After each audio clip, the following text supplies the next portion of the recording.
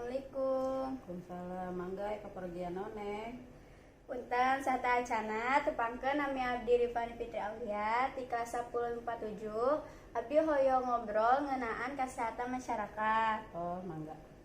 Langsung ke abdi dikawitannya mah.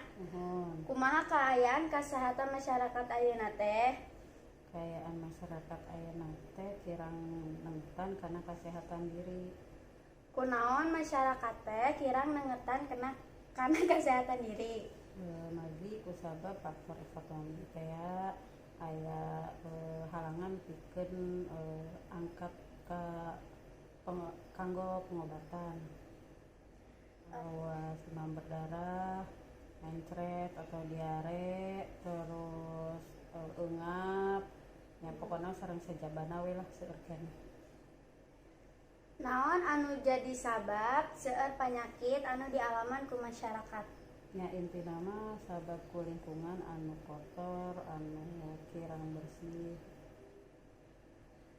Ari panyakit eta teh bisa dicegah teu? Biasa upami lingkungan bersih sareng wargana rajin janten endog regi teh teu araya gitu dinu khususna cai-cai nu ngeyembang. Upami masyarakat teh tos sadar can karena pentingna kesehatan diri. Alhamdulillah upami ayeuna mah atos salaladar da seueur petugas-petugas kesehatan anu sarumping kanu pentingna kesehatan kanggo dirina masing-masing. Carana masyarakat teh ngartos karena pentingna kesehatan diri.